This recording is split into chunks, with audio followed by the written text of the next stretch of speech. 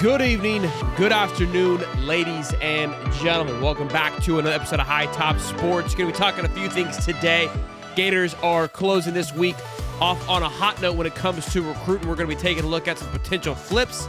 Could we be getting back on some of these top boards or top targets, if you will, after they knock us off of it? I don't know. We'll talk about it. Then, the Insider, CBS, they released where they feel Napiers Hot Seat is. We haven't talked about it too much this offseason, and why should we? It wasn't nearly as,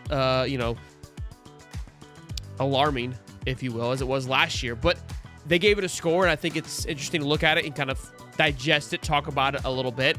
Then we'll talk about Gary Condren, who's one of the biggest NIL supporters, biggest donors, boosters, whatever you want to call them, spoke about just kind of the current ecosystem of the NIL, his thoughts, his opinions, and I think it's important to hear what he has to say, given that he's driving that ship when it comes to donating to the Florida Gators. And then a very important coaching member of a very important coach of a team has stepped away from said team. Not Florida, another team. We'll talk all about it. Smash the like button, subscribe, boys and girls.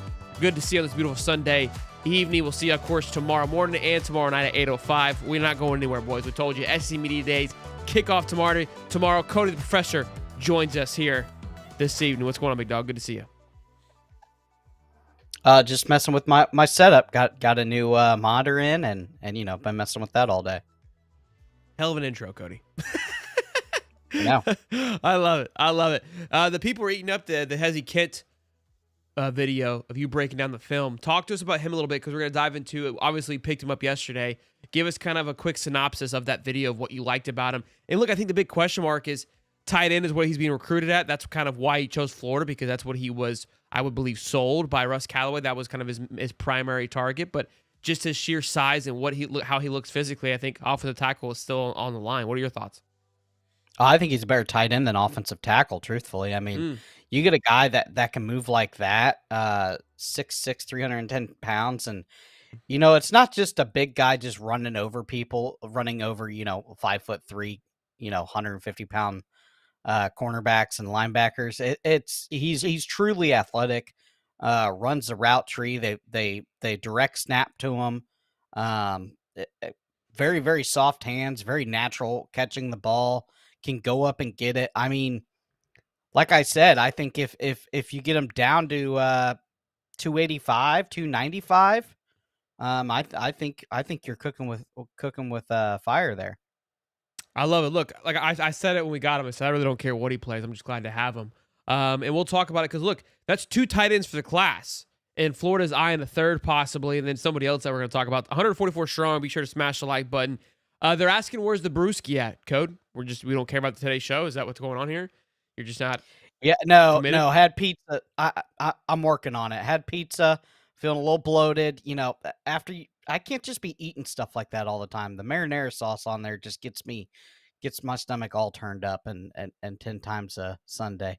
It's like a washing machine right now. We're getting old, bro. That acidic will come up and bite you in the butt real quick. You know what I mean? It's Yeah. it's tough out there for us old guys. But look, also too, Florida. This has been a name that's been kind of floated around for quite some time. The 6'4" tight end Carson Snead, who's currently committed to Tennessee, has been being bugged by Florida for quite some time. So that's a name to continue to watch. 3 tight ends would be interesting, and I think why that's a big one for me, because we haven't really utilized the tight ends. I think like we all would love to. Bordenham, I think, was kind of that first initial target and was supposed to be really special. Love that kid a lot. He's at Bowling Green now. Amir Jackson, we talked about him last year. I've talked about him a ton. When we talked about him on this show during his recruiting cycle, like this kid's got what it takes to be kind of that next big thing. And now we've heard a lot this offseason that there's been a tall, lengthy tight end doing some incredible things, going out there, making some plays. Tony Livingston's another one, I think, to keep an eye on this next year. Hayden Hanson obviously has been fantastic, but he's been more of your old prototypical tight end where he's just phenomenal at blocking.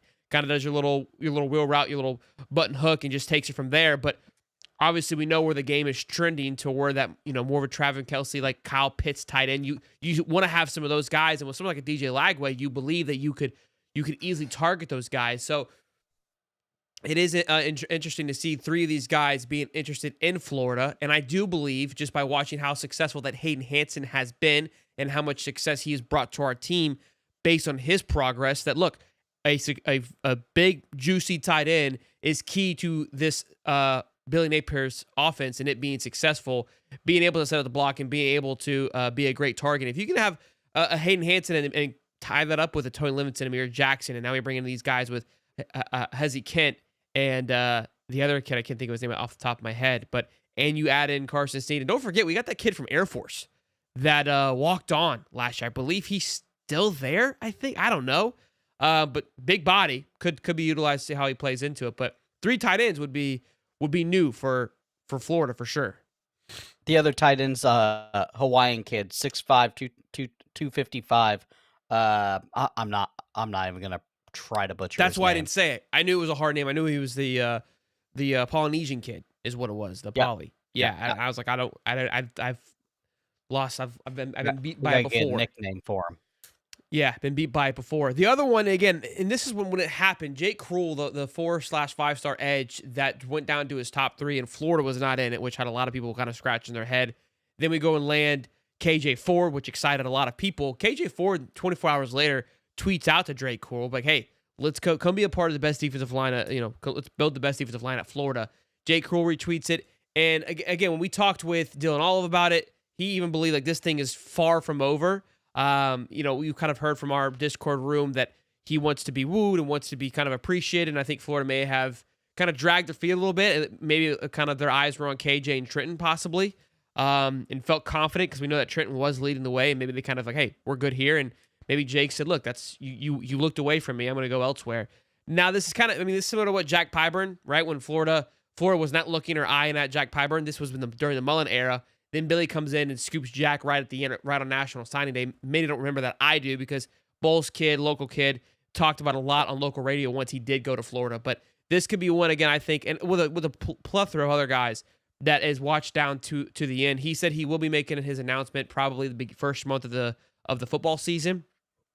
So this is one that I think was going to be a one to watch over the next couple of weeks, to say the least. And again, still a long ways to go with these guys. Where we're at with this class, I think we're like 14th now.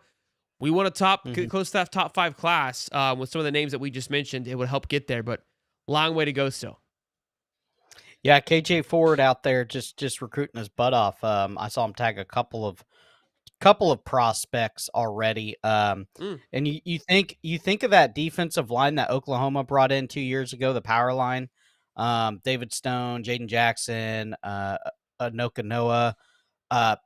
David Stone really set the foundation for that defensive line, and they wouldn't have gotten those guys if it wasn't for Stoney. He recruited his butt off, and I see the similar aspect in KJ Ford, and I think as long as Florida is willing to pony up a little bit on NIL, I think we're in the running to recruit one of the best defensive lines in the country. And it's not just edge players he's going after. I know he's shouted out a couple interior defensive linemen, a position that we have we're in need of for sure. It's nice having a defensive line, those guys be loud when it comes to recruiting. Last year, I know that Byron Lewis was very loud about it, kind of just vocal, right? You see them heavily doing it. Jarrell McCoy has been extremely active when it comes to recruiting and kind of help bring the brand. It's not everybody's thing. I'm not saying that everybody has to do it, but I feel like over the last couple of years, it feels like it's been kind of your running back. Trent Webb led the charge, right? A couple of years ago with Marcus Stokes. Those are kind of your guys that were leading it. And so now I'm seeing, again, a guy like Jarrell McCoy, a top-tier guy at KJ Ford, when you've got your big-time recruits that are out there screaming your name, you love to see that. Again, usually the top-end guys are kind of like, I'm the dude. I'm not going to say too much. But they have to know their word carries a ton, especially when it comes to social media, because you're a top recruit. Everybody's looking at you. Everybody knows who you are. You carry your name carries some weight. So love seeing KJ early in this, showing us some love for sure. Well, and that it just shows that he's really locked into the program too. He made his decision. I don't think those guys like that usually don't flip. It's the guys that you don't hear about, like Prez for instance. He committed and then we didn't hear anything from him. There wasn't any tweeting, and some kids just aren't vocal on social media at all.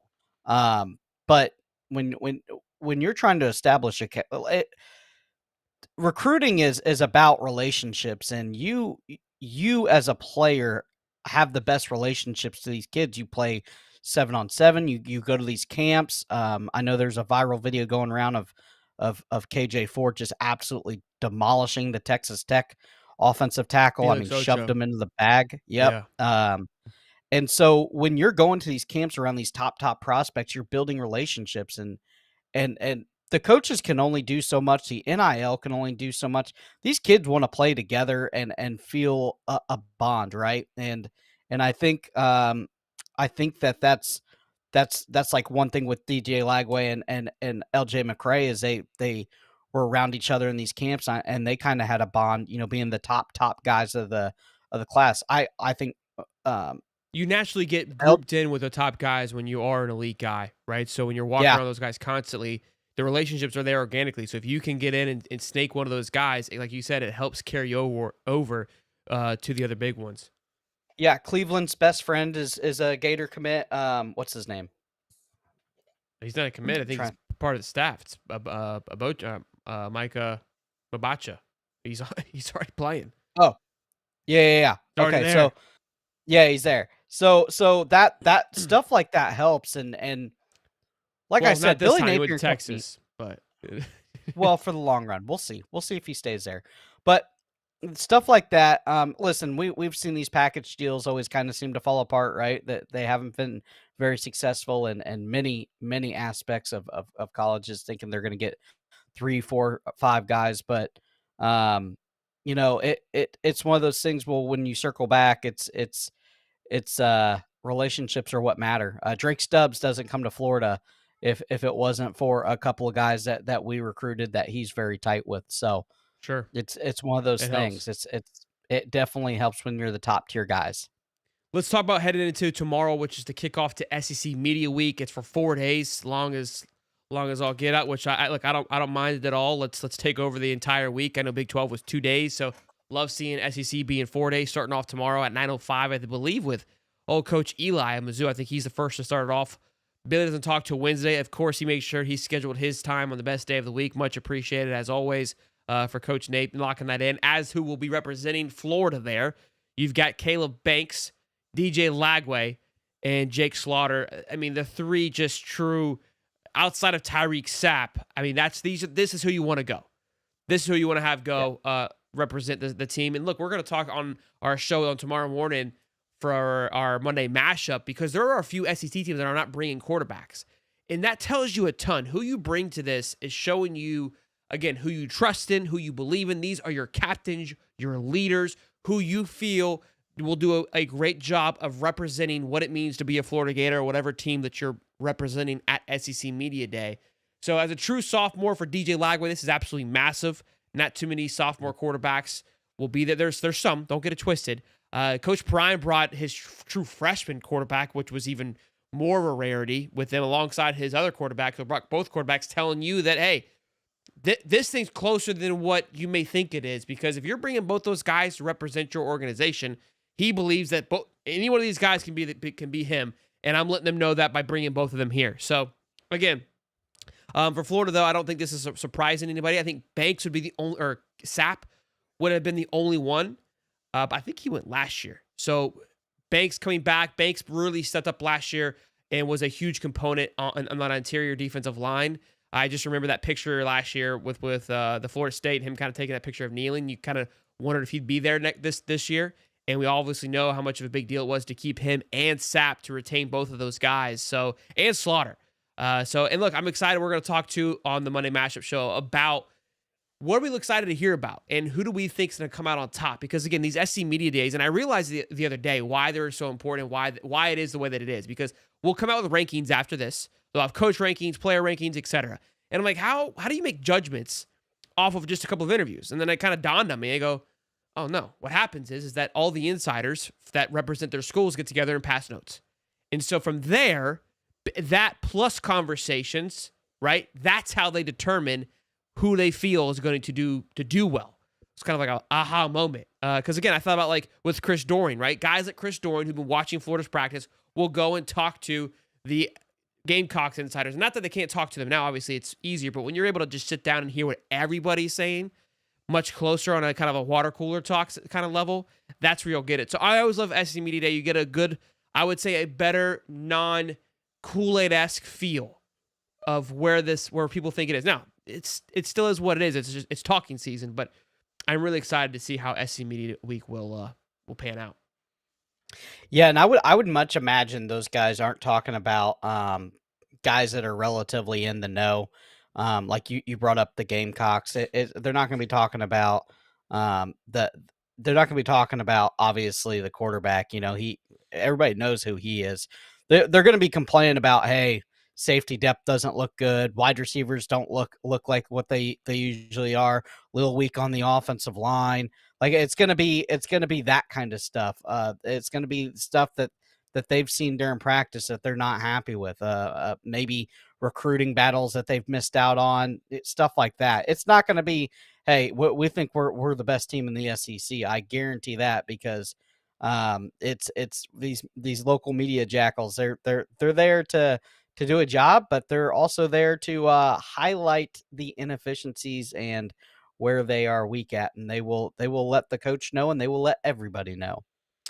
Yeah, no, absolutely. Again, and that's what I'm excited to hear. Just everybody talk. I think Mizzou's gonna be an interesting one, Coach Eli, just because of the turnover they've had. He's been very confident. Last year, Mizzou was highly favored, just given their schedule and who they were returning. Complete, I would say, drop of the ball on their half.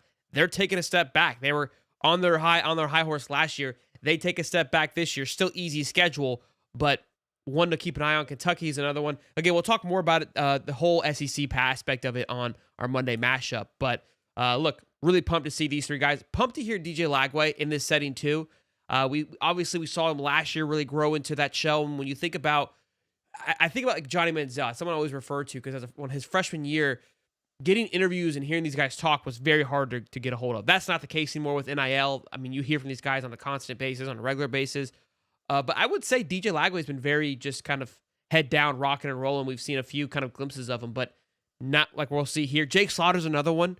I mean, he's a hustler. Banks, these three guys we don't hear from. You don't see them on a lot of interviews, so I'm really excited to see how they represent the Florida Gators. I know there's gonna be a ton of sound bites from all three of these guys. Think back to when Jason Marshall said this team's gonna be scary. Are these three gonna give us something like that? I don't think so. I think they're gonna be very I would say more level-headed in regards, and I love the fact what Jason Marshall said. I ran with it when he said that. I love the optimism. And again, we'll see how people feel about DJ Lagway too, or excuse me, Coach Billy Napier at the end of this as well. Yeah, I don't think we'll get much out of Jake Slaughter. He had the famous quote, "I didn't realize I had to tell anybody I was coming back." I didn't know that was a thing. I think we'll get a lot from him, because I just think that he's just gonna just be so natural and not worry about what is said. Do you know what I mean? Yeah. Because I don't think he follows social media to realize like a comment like that carries like wildfire. So I don't think that he will. DJ is very polished. He's very coach speak. I don't think he's going to give us too many sound bites, just because I've talked with DJ enough. We've seen it with Mertz. When they hang out with Napier on a regular basis, they start to become one of those. Rob Sale, I know of him. We actually, one of our close guys, Bozeman, spoke to him. Again, I think that whoever their coach is, they kind of embody that personality a little bit more. So I think Slaughter will give us a little bit more than you realize. I know Chapman likes to get a little chatty and has a little bit of a dog in him. So maybe Banks will kind of possess that a little bit. Maybe we'll get some sound bites from Banks, just because, again, with us not getting much from them, I think those two will surprise us the most, in my opinion. And it's only out of three guys. But if I had to pick out of the three, I think Slaughter surprises the most with giving us sound bites. I may be wrong, but I think he will. They said Wednesday is Florida's day. That's the day they're interviewing. Yeah, I had it pulled up for the times, and I think I closed it down. Here, I'll give you the times. I think that's our usual norm. We're never the first day. No, we've been later on the last couple of years. Yeah, I think Brian Kelly's day one. Yeah, Brian Kelly, Kiffin, Shane Beamer, and Clark Lee are day one. We are day 3. Looks like we're second to speak. I don't have the time on it, though.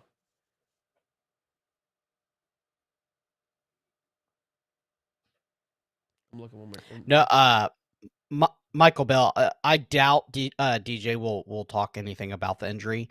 They may not even ask him. Oh, no. He's going to get absolutely obliterated by it. Are you kidding me? You think? Oh, dude, absolutely. Absolutely. Because you got to understand when he goes up onto that mic, the people that are there are the guy that we got into a pissing contest this week, the Chris Mahler guy. Those are the guys in Yeah. the stands. It's just regular old. I don't want to like discredit Oh, anybody. It's just beat writers, right? And insider guys for their respective schools. So that is an opportunity for them to ask what they would love to, to try to get a title. Like the 100% that he's going to ask them. The SEC Unfiltered guys, they're going to like, hey, they're I can't remember what the question was, but they even said that's a Mahler question. They called out the cat, the Chris Mahler. They said that's a question that he would ask. I thought it was hilarious. I was like, we were just talking with this guy. It was kind of one of those questions that, get you kind of thinking. I can't remember who it was or what it was about, but yeah, 100%. There isn't like it's your Gator beat writers where they're like, they can kind of prep the crowd beforehand. Like, hey, don't ask this question. No, that's what makes it exciting because again, you're bringing a bunch of personalities in there and they're able to ask kind of whatever. If the mic gets to him, Mike's got to get to him. On Wednesday, Napier talks at 1 p.m. 1 p.m. So good stuff there. yeah, that should be pretty good coach speak. Maybe we live stream it. Maybe we do like a little watch party. Cody and I will talk through it. I don't know, might be annoying, but we'll play it by ear. I think that'd be fun if we can. Let's talk about this. So CBS came out with an article, and look, like I said, we've talked about the hot seat a little, not at all actually this year. For me, last year the hot seat, the reason why it was such a hot topic was because he could have been fired game 1 or 2. Like that's where I kind of like the hot seat was much more intriguing because it was so flipping hot headed into last year that there was a high chance, a high probability he doesn't make it through the end of the season. And obviously we got a glimpse of it. We thought it was coming week 4. Like it was we talked about it religiously for about 2 weeks until Strickland came out with that letter and said, shut it up. We'll rock and roll. You know what I mean? We're not worried about it anymore. We haven't talked about it this year because I don't feel like that's the case at all with how they closed, with how this recruiting class has been, with the noise that has been surrounding him. No chance in heck that it's there. So they give a score, CBS has a ranking, they give a score from 0 to 5, right? 5 meaning you're just absolutely cooked. And I would say that he was a 5 headed into last year, right? Like 100%, maybe 4.8, okay? They gave him a 3.67, right? So I respect that. Like it's still warm. Like it's not like you've completely are out of the woods just yet. And in a way, it's the hotness is still there because the expectations are higher than ever for you to succeed. And I think the leash will still be extended like it was. I think he'll have some room. I think because of the 12-team playoff, you can find a way to backdoor this thing in. And so, you don't just can somebody right away because of how much talent there is there. But behind him, which there's only one coach that I think that should be closer, and I don't know what the score is, but behind him, or ranked hotter than him, is Brent Venables, which I completely agree. Love that. Trent Dilfer, which people are saying he's gone. UAB. Mike Gundy, Oklahoma State. That one I feel like is just... They're not getting rid of him. Yeah, he's like got that's just... Yeah. His contract's too big, so he has a 4-year rotating contract. Every year it renews. He gets $500,000 more every single year. So this year they added 4 more years onto his contract. It's like Stoops at Kentucky. It's like, yeah, he's not going anywhere. Like, oh, cool. Yeah. Like they're just going through the motions. Sam Pittman at Arkansas, rightfully so. Hugh Freeze, finally somebody sees what we've all been seeing. I thought Auburn had all the hype in the world. No, he's exactly where Florida was. What's in my cup is water. I'm dying over here. But yeah. So and then CBS said this: despite a turnaround last season, Napier did not fully get off the hot seat. An 8-win season is substantially better. The alternative, though, especially since it included upset wins over LSU and Ole Miss, with the second year DJ Lagway, this is the year Napier can finally eject himself from that hot seat for good with an SEC title caliber run and perhaps even more. And I agree completely. I think he really, and that's the thing too. I mean, we kind of get way ahead of ourselves. Let's say Billy does go 9-3, makes a playoff run, goes to the playoffs. Let's say goes to the playoffs. We won't go any further than that. They make the playoffs. Okay. Does it go away? Like, does the hot seat genuinely go away? Like, what does it buy him? 2 more years? Florida. That's Florida, my point. That's my point. It's like, dude, this hot seat. Now, I think, again, would it be a 2.3? Does it go down a little bit? But just as quickly as it goes down, is as quickly as it can go up. Like this thing is it's a year-to-year contract. with how hot it is. It could be by game 6. He could go into that season at freezing cold, like there's no chance. Again, unless he wins a championship, right? I think that buys a lot more time than a 9-3 season. Because even Kelly, I would imagine, is probably much closer to a Napier, and we've talked about it. He's done well, hasn't done the expectation that LSU is expecting him to do, and the money that he's been given.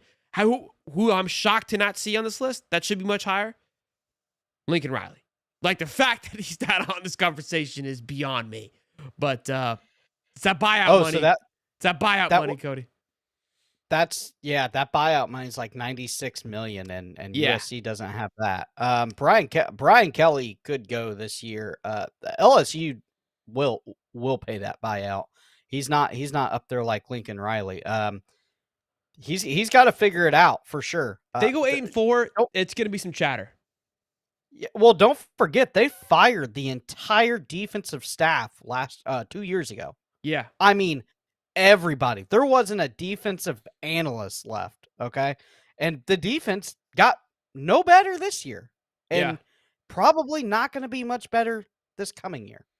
Connor says Kirby fumbles a few seasons and they'll crucify him in Athens. I don't think so, man. And it's only because of how long they held on to Mark Richt. And Kirby brings him 2 championships. He's kind of like, I think he's forever kind of, and he'll never stumble. I don't see Kirby stumbling that bad. Mark Richt, the reason why Mark Richt lasted as long as he did is he was always 10 wins, 9 wins. I mean, he was always right there. The problem was back in the day, you had to win the big one, which was Florida, Georgia, and he would typically lose that game or lose one right at the end and kind of fall short. And you didn't have much room for error back in the Mark Richt days. So I think that with the new 12-team playoff, it's going to be very similar to March Madness, where it's like you gotta make the dance, or you gotta be sniffing the dance every year to keep you in that, kind of keep you warm, keep you close enough.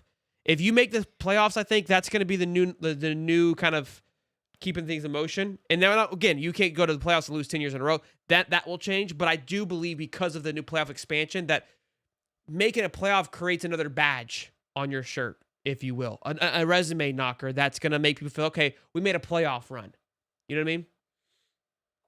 Yeah, the only guy that I could see taking that job in Athens would and I feel like it would be more that Kirby's tired of doing it more than they get rid of him. Yeah. He ain't going anywhere. Dan Lanning. Yeah, Dan Lanning would definitely take the job in Athens. He's a disciple from Kirby. He knows the SEC extremely well. He was floated talking about taking the Alabama job. I think he was high on the list for them over DeBoer. The guy can absolutely freaking recruit, as we're seeing. You can say everything you want about Phil Knight. I don't see him leaving Oregon. I think maybe 2 years ago, if the Georgia job would have opened up, I just don't see the reason to leave Oregon. And that was the same argument I made in why leave Oregon for Bama. It's the same thing now. The Big Ten carries enough weight. They're recruiting just fine. You've got an opportunity to make a splash. There's no need for it. No need for it at all. Let's talk this, and then we'll get into some other kind of news where possible or not possible. It did happen. A coach is leaving another school, not our school. But this was an interesting one. Condren, who is a massive donor for the Florida Gators, spoke to who did he speak to? Spoke to somebody. But let me put my notes up here. Basically talked to USA Today. That's who it was. Gary Condren. Big booster. I mean, we're talking billionaire. The guy builds for Amazon. So the guy's doing just fine. He recently was known for his big $1 million donation to the Gators basketball program. That was the big one there. And Todd Golden said how much they appreciated all those things. And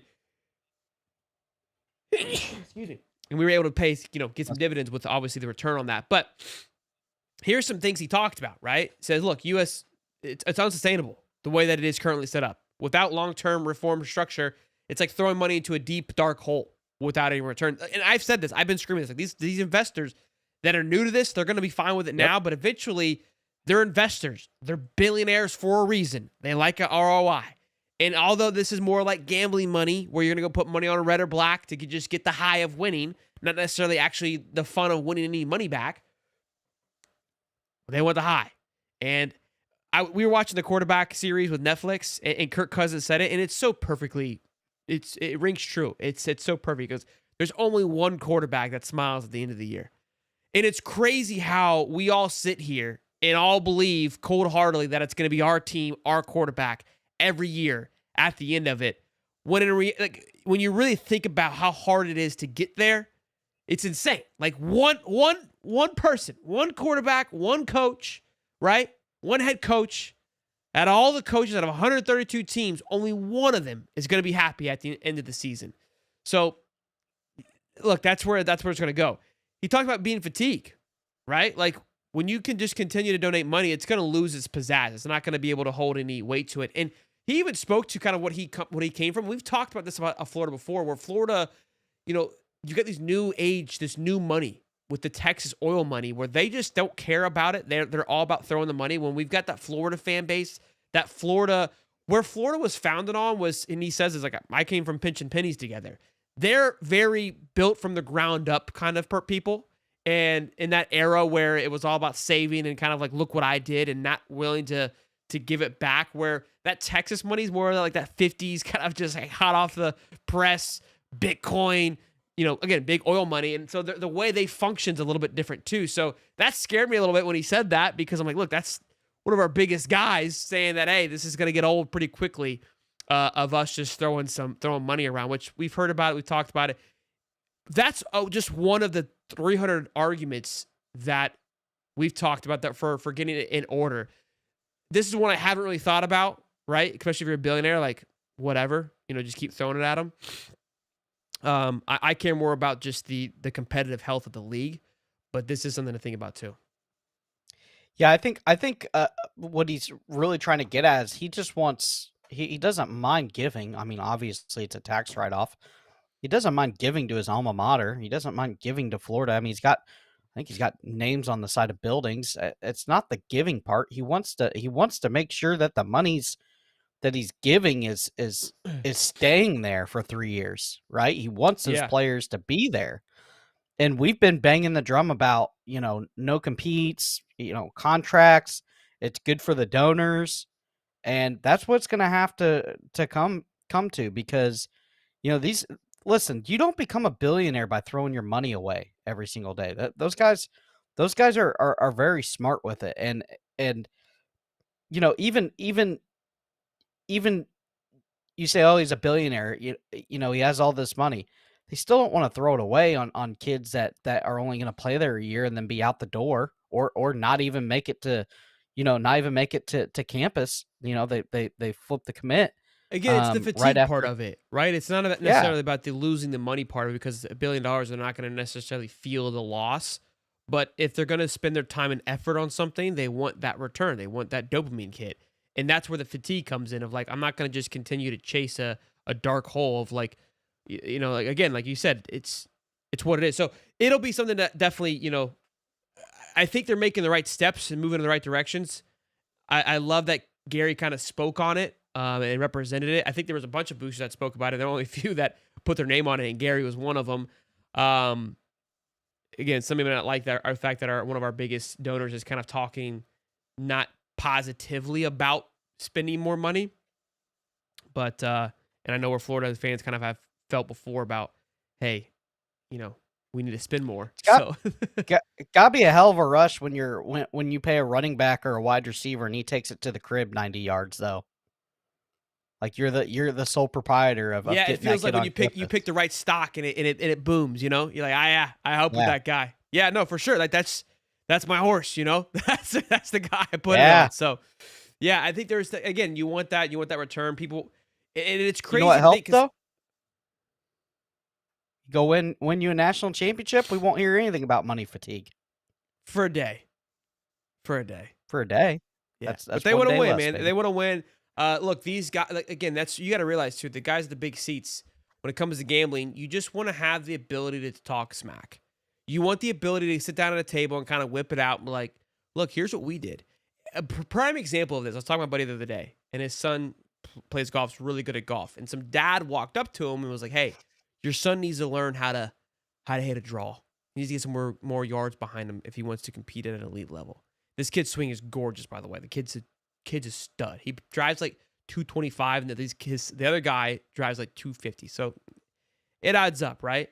And I looked, I like talking to the dad. I was like, yeah, does it matter though? Is the kid beating him? He's like, oh yeah, the other kids are beating him. So it's having that flex of like, we're winning. So I can tell you how I think and how I feel. There's not really much you can really say about it because we're kicking your butt too. And that's kind of, I think, where these donors are of like, hey, we want to be able to beat you, but then also talk about beating you. And there's not much you can say about it. They like power.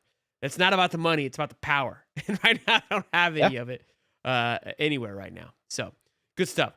Last little bit here. Let's talk about, this is kind of interesting news. And the reason I wanted to talk about it on this show, I know we talk a lot of Florida football here on our Sunday night show, but remember we had our huge freak out when we had Zach Alberti on from On3, and there was conversations that old Muschamp could be sliding his own way through the Ville. I think it was for DC. Not quite sure of the details, but there was conversations. So this broke just an hour ago that he is no longer going to be on the Georgia staff. Last year, he was on the staff a little bit. I think his son's at Vanderbilt. He spent a lot of time at Vanderbilt, but he did come and help coach. I know during that playoff run, he was seen on the sidelines, but was not heavily involved as he was to the year prior. I don't know what his goals are, but we all know Muschamp's impact on the defensive side of things. The guy is dialed in. I really wonder, though, if he's taking a step back just to be more of that father figure. These guys sacrifice a ton of time when it comes to coaching. Again, with his son being at Vanderbilt, I think he's quarterback. He's not going to play. I don't think it's Diego, but that could be where he's going.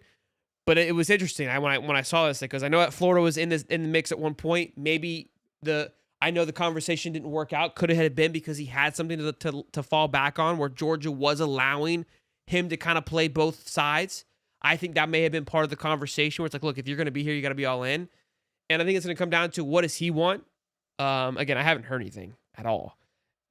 What I would give for old Muschamp reunion. I mean, there's no better time to add a guy like this to your defensive room. Just a little tidbit, just a little fly on the wall, just a couple of, whiteboards getting smashed across the knee. That's all I'm asking, Muss. That's all I'm asking. Another chink in the armor. Georgia takes another chink in the armor. That's true, too. I didn't even think about it like that, man. We had an article because ESPN, they talked about what their biggest concerns are for Georgia. ESPN wrote about it. It wasn't quarterback room, which would have been mine. It was defensive line. And we talked about this a little bit when we talked about Texas and Georgia, about how much they've lost, especially in that edge room. Again, they are loaded when it comes to five-star talent. But what can they do? Are they going to be what the defensive line has been for the last 3 years? I think talent-wise is there. The execution level, that's where it's gonna fall back a little bit, right? And here's the thing, man. This SEC, it's getting thicker and thicker by the day. It's getting more and more competitive with each given year. And again, I think once again, this SEC is going to be a bloodbath. All these guys in a given week, there isn't like a true 2-touchdown favorite. I wouldn't say from the top 12 teams. If one plays 12, it's probably an 8-9 point spread. Maybe. I might be generous. We come in later on in the season, you have a little more understanding. If they were all to play right now, if Georgia goes and plays, I don't know, Ole Miss, we're talking 3-point spread. If Georgia plays Oklahoma, I give it a 6-point spread. If Georgia plays, let's do Texas, because they're kind of the number one team in the SEC. If Texas plays Oklahoma, I'll give it a 7-8 point spread for Texas. You know what I mean? Like, that's how close it is right now headed into the season. Obviously, a lot of those things can change once the games are played and you get a full synopsis of the plug-in quarterbacks and these up-and-coming quarterbacks. Like, okay, they're not what we thought they were. The defensive line isn't there. Like, that's fine. But right now, it's a lot closer, I think, than it's been from top to bottom than it's been in a long time. Hey, I'll take any chink in the armor that I can get for Georgia. And it's one of those things where I don't know what capacity he's in, but that a guy like that, just having him in the hallway brings a level of expertise and excellence to your program that you can't just go out and buy. You got to remember, Nick Saban said it best. They asked him about his last year.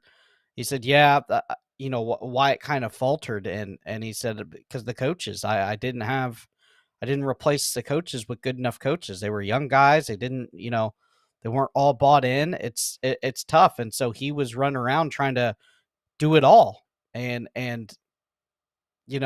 when you start losing guys like this, Muschamp's a foundational piece. He can pick up the phone and recruit any elite defensive lineman, quarterback or cornerback or safety linebacker that he wants in the country. And so it's one of those things where, that we might see this might be the start of a small trail off of Georgia football. Q Lee says to Chris Smith too, says the aura of Uga was gone last year. I think that's a key component too. Like when you think about the Saban and Bama, their run, what made it so special was it kind of what Thomas Castellano said is like, look, this Bama logo isn't the same when Saban would show into town. Like if you saw Bama on the schedule, it was just immediate fear. It carried it, it had it. Georgia had it for a little bit, but last year just they had it going into the season, but slowly week over week kind of lost that aura of just a big bad bully in the SEC that Nick Saban was always able to maintain. Even if like they're during a down year, when I say down year lightly for Alabama, they would kind of get quiet in the middle of the year, and then all of a sudden, here they are at the end of it. When it's needed to get it done, they get it done. And that was what always made Alabama special. And when you do it for a decade, that scent carries. And what I mean by that scent, that aura, is you walk into any arena, regardless if that team's more talented than you, with 7 points on the board already from just an aura score. And that's what Georgia has been able to create and manifest over the last couple of years. Good for them. But yeah, look, for myself included, when we do every year, what do? Sheldon, pick your teams. Florida going to beat this guy? And I'd always say, yeah, we're going to beat Georgia's butt, right? Like, I'm never not going to believe that. But having these conversations, we always felt like, yeah, Georgia was just like, okay, like it was the long shot game. I always gave percentages. Georgia was always the one I felt least confident in because of what Georgia is. This isn't the least. This is not my least confident this year at all. Like, I'm pumped to play Georgia. I'm always pumped to play Georgia, but I'm really pumped to play Georgia because I genuinely, truly believe that we have the team to not only beat them, but to kind of embarrass them a little bit. Like, actually, LSU scares me a lot just because of the word is at the beginning of the year. It's on the road. It's at night. Ton of talent. Like, that team I would put before Georgia. Texas, I'm not as intimidated because at that point, I think we'll have a little bit, we'll be battle tested, as Cody likes to say, and it's at home. Miami's going to be a good one. I think just because on the road, there's a ton of animosity there. Not that it scares me, but I think it's going to be a good game. But yeah, Georgia just doesn't have it like it usually does. You got to understand too, Georgia has been the measuring stick of where Florida's program is for the last couple of years. We've talked about it when we first started talking about Florida football a couple of years ago. The measuring stick was Georgia, the arms race. Who we were chasing. Yeah, it felt like the Cold War, right? Like, oh, Russia's got more nukes. Fire up the assembly plant. We got to get 20 more. Yeah, that's what it felt like. The arms race of talent. And Florida, we just said every 3 years it resets. Every 3 years it resets. This because they would have historic draft classes. This is our last rival. year. This is our rival, in my opinion. FSU obviously is a fun rival, but it's the weight's not nearly the same. Tennessee is a fun rival, but honestly, like we're big bro to them. And look, what Tennessee has been to us a couple of years, kind of catching us on our back heel. That's where we've been to Georgia for the last little bit here. So I think, it's a great measuring stick of like, look, we got to get back to the top. That's who we got to go get.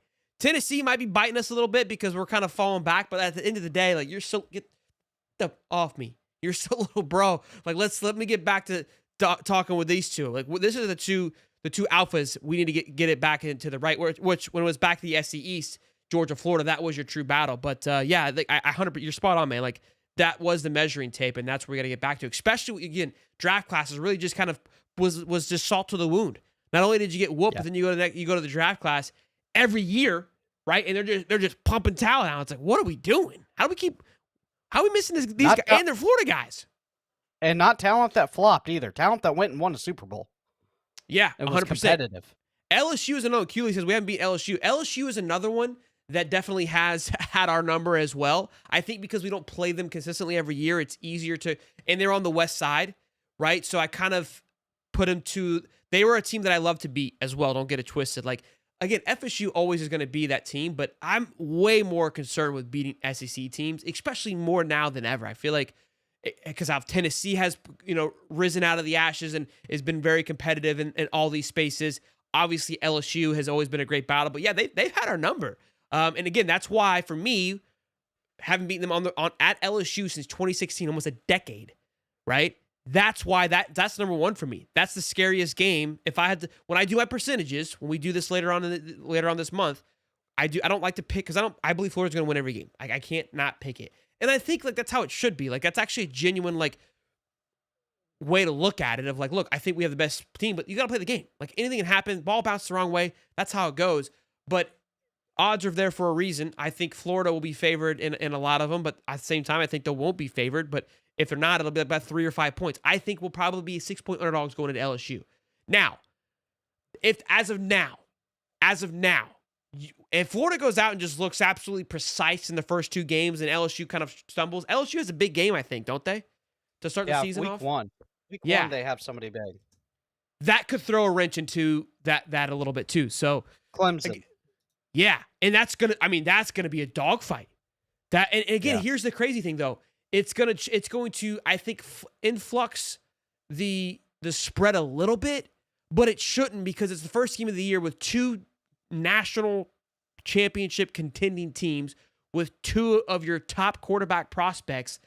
Like it's just like LSU and FSU, right? FSU had LSU's number the 2 years that they played them. I wouldn't say that FSU was better than LSU that year. One of the years, 100% they were, but it's that first game. Like I love it. I think it's great. I think I continue to schedule first week games, but it's hard to take that game as a measurable is all I'm really getting at. Yeah, it's going to be very interesting. You get a win at Death Valley. I mean, watch out. You talk about hot seat meter. Brian Kelly's going to be on the hot seat. Oh yeah. Florida starts off 3-0. They're going to be ranked top 5, and that's going to be another interesting battle, right? We've seen how Florida and Nape have handled the lows. You got to understand, Billy Napier was in running for that Louisiana job, but they could not stoop themselves to go down the road and go get a guy from a lesser program. That's the only reason Billy Napier did not get hired. And right now they're what, 1-1 or 1-2? Yeah, 1-2. I think. This is the 4th one. 1-2. Yeah, yeah. And so the other thing too to kind of keep in mind is like the only other time I felt like if Florida wins that game, and then we're gonna wrap it up. I know we're kind of talking, but this is what's fun. I love doing this. I'm glad we're kind of doing this because sometimes when we try to create these shows, these conversations I have all the time with people, but they're kind of off the dome, and I don't know, that'd be fun to talk about on the show, and I forget about it. If Florida starts off 3-0, there's going to be a high, there's going to be an excitement, a level of talking smack from the fan base that hasn't been there in a decade. Maybe 20. I would say a decade. Yeah, it's been a while. Even in that 2020 season with college rounds, this would be nuts because of how the schedule started. The only time that I remember Florida kind of coming off a big win was when we beat Utah. The first game of the season when Anthony Richardson, when Billy goes and gets his first win, I mean, he's getting Heisman talks. Napier's coming out the thing swinging, right? And we kind of just laid an egg. We did not do a great job of handling that momentum. Yeah. Completely different team, nowhere near the same. I would say last year, I guess I'd take that back because last year, I guess we did handle week over week, the last stretch of the season. We did handle that momentum because after LSU, we could have easily dropped Ole Miss. We could have easily dropped, you know what I mean, those games that followed behind that. So, yeah, maybe they have had a little bit, but the LSU is going to be something they haven't tasted ever because even the Utah game, none of those, there's nobody left, I don't think, from that game. Barber and Slaughter and Sapp. That team. That's a game that can hoist you into the playoffs too. If you go beat LSU at home, okay, at a night game, and you are 9-3, looking right there on the bubble of being a playoff team. You go back to that game, yeah. You go back to that game. You go and hang. Say you beat them by 14. You go beat LSU at home at night in that ruckus environment. You got to look at it like, look, now the season that's a big win in the SEC. You're looking okay. You don't want to be lazy about it, but it's like, okay, how do you get to 6 wins? Well, Tennessee, Kentucky, I feel like are left on the schedule. Like, this schedule's still tough. Let's not get it twisted. But if we want to go to easiest, what's left on the table, Kentucky, Tennessee, there's 2, right? So now we're 5. We got 4 more wins. So you got Georgia, Texas, Ole Miss, FSU. Who am I missing? Oh, Mississippi State. You can I would throw Mississippi State into the mix. So there's your 3rd. There's your 6th win. So 3 more. Look, I mean, at that point, you got to take down an Ole Miss. I think Ole Miss is one at that point. Why Florida State? It's a rivalry game. It's always going to be a tough one, but there it is right there. So yeah, that LSU game really sets you up nicely, but you got to handle the momentum. You got to handle the pressure that will come from that. Oh, Miami, that's the other team, and I think Miami is as intimidating as it. I think you go to LSU and win. You should be able to walk into Miami no problem. To be honest with you. Yeah, you really look at the schedule and it really sets up for a playoff run. There will be you beat Georgia in Jacksonville, which I think everybody feels good about, even in the chat, even the people that don't believe in Billy. I think we saw a chink in the armor last year. You go and beat LSU at night, and then you go and beat a big rival that Billy's got to do that. You got to beat Miami. I don't care what anybody says. It doesn't really have playoff implications, but yeah, you have to beat Miami. That Georgia game, what was so, because you got to think, man, like that was DJ's first start, right? First true start, I believe. That was the most highest and then deflated game I think I've ever. Yeah, but like that was his first start, and you felt like we're there, we're golden. Yeah, and it was kind of like there was a little bit of obviously a sluggish start because there's some learning curve happening, and then of course the balloon was deflated. But even still, our backup Aiden Warner came in and did a few things. But anyways, boys, great show, 426 strong. I love you guys hopping on the Sunday afternoon. The Sunday show has been really crushing it. You guys have enjoyed it, which we appreciate it greatly. The fact that you guys keep tuning in, man. Look, we're here to dominate and crush this dang thing. We are pedal to the metal right now. The High Top Boys are dialed the FN. We are so excited of what we're able to do, really trying to take this thing to the next level. And the only way we're able to do that is through your guys' support and continue to hop on here and listen to us ramble and chit-chat. So you have no idea what it means to us. I was thinking about this, too, in the shower thoughts, kicking strong today. Because I was watching Wimbledon, and I go, man, I don't think people truly understand. It was Sinner versus Alcatraz. The 1 and 2 guys, like how lonely that world is to be like the 1 and 2 of your respective sport. Like the layers, like as a young kid, like, that's that kid, that guy's the GOAT. But now that I'm older and I understand a little bit more, and I'm sure you guys understand, but just like the level that it takes to get to that and to maintain that is insane. And I kind of think about it from a podcast perspective, like who are we chasing, right? Like we're chasing Pat, we're chasing the Josh Pates of the world. Like, I think it's a little bit easier to obtain that because it's not like it's an athletic ability, but that's what we're chasing. Like we're top 25 in our own little world, our own little bubble, right? Maybe like, state champions in our own little, our own district. But as soon as you measure up to other districts, it's like, okay, you got to get better, bro. You got to look yourself in the mirror and say, yeah, you go. That's why we try to set, compare ourselves to and set the standards, to others. That's why, we don't necessarily like to, I'm not going to be mean. I'm not going to do that. But look, I think that kind of fired me up of like, can you go be that? Is that an obtainable goal, right? You talk about it. You have to understand that it's a big goal. It's a tough goal. Do you want it? Are you willing to go get it? Because again, the sacrifice, the loneliness that it takes to get there, it's nuts. But these are things that I think about, boys. Sometimes I like to share it with you guys. Maybe you like it, maybe you don't. I don't know. Could the Professor, as always, locked and loaded, dialed in. No Bush Latte today. Still a great show, though.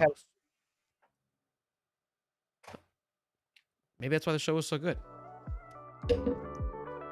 Well, we'll see you guys in the morning, 8:05 or 8:35. I don't know what time. I changed the Monday morning show when we post it. But be sure to tune in tomorrow. We're talking all things SEC Media Week. Tuesday, we'll have some stuff. Wednesday is going to be massive show. We're looking to get you guys a special guest. Dave Swolder is working on that one. I tell you it's special. It's special. It's not DJ Lagway, but at this point, he's special in his own accord. We like to get other guys. And if we're able to land who I think we can get, it's going to be a good one. Y'all smash the like button, show your love, and I'll see y'all next time, baby. Peace and love.